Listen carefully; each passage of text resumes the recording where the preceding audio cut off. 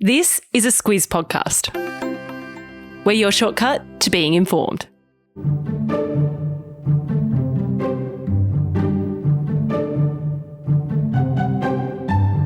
We're a couple of weeks into the Trump administration's new term in the US, and President Donald Trump is doing what he said he'd do, moving quickly to implement his agenda.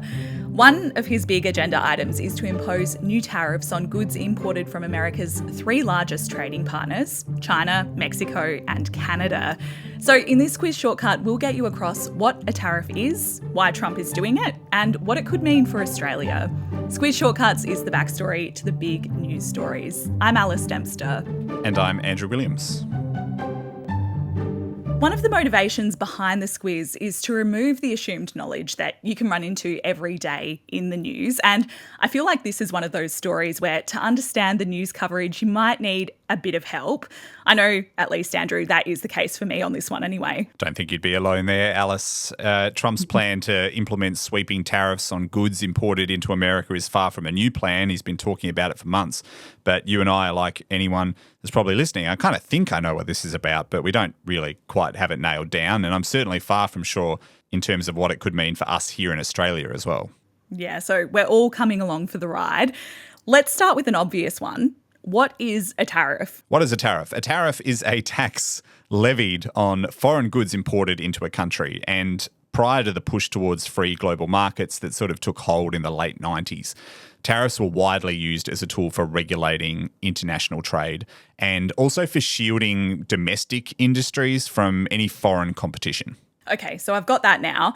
The other big question, I think, is who pays the tax? Yeah, and it's a good question because arrangements can vary from nation to nation. But if we talk about it in terms of the US, where obviously this story is sort of originating from, foreign companies aren't responsible for paying the duties. So by that, I mean the exporter.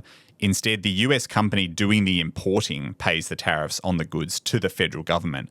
And historically, they have passed on some or all of those costs to consumers. And I think this is where I get a bit stuck because conventional wisdom would say that just hurts American consumers. Yeah, and that, I guess, assumes that behaviours don't change. So people who like tariffs, like President Donald Trump, argue that the price hike will see consumers, or many consumers at least, decide to buy US-made products rather than the pricier imports. So focus on local industries and local businesses.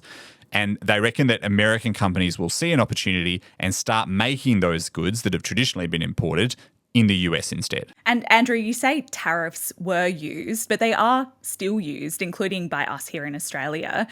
But for the last 30 years, developed economies have largely been in agreement that removing trade barriers and encouraging free trade is an important way to go to grow economies, create more jobs, and also encourage international investment. Yes, if you want to drop a fancy phrase at your next dinner party, you could use trade liberalisation, which will probably be followed up by a few questions asking what that means. So when you hear the politicians talking about free trade agreements, that's what it's about. Australia's had a free trade agreement in place with our friends across the ditch in New Zealand since the early 1980s, and since the 2000s we've inked deals with China and the US and Japan.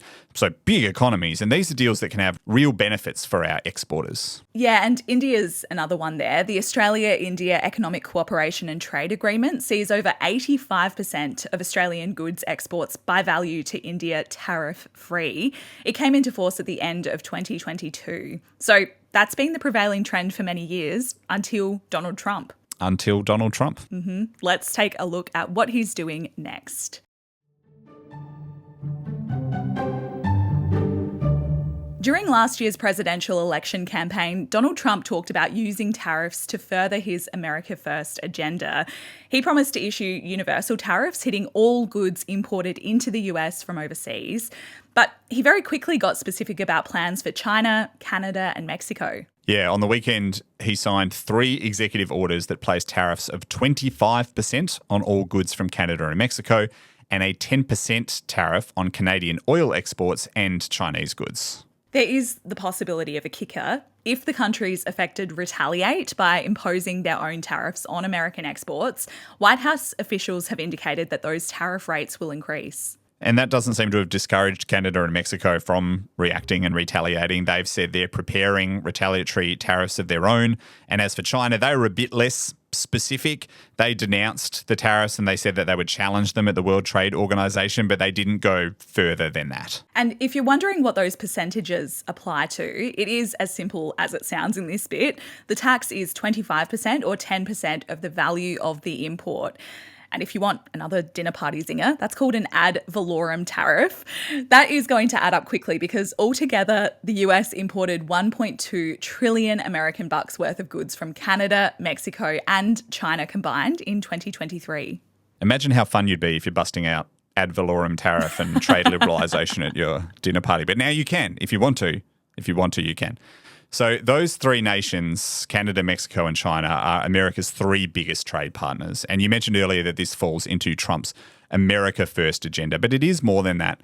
He says that it's retaliatory action for the immigrants and illegal drugs that he says have been coming into the US.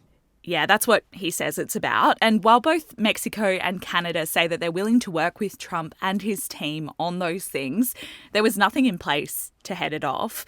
But discussions are now taking place, so it is a bit of a dynamic situation. As for China, though, it is not its first time at this particular rodeo. No, it's not. And reports say that Chinese businesses have been readying themselves for Trump 2.0. For now, he's ordered a review of US-China trade. That buys China's leaders some time. And commentators say that Trump's harsher rhetoric and higher tariffs seems to be directed primarily towards Canada and Mexico at the moment. In the meantime, reports say that global businesses have tried to future-proof themselves by leaving China. Yeah, Nike and Puma are some that have already relocated to Vietnam.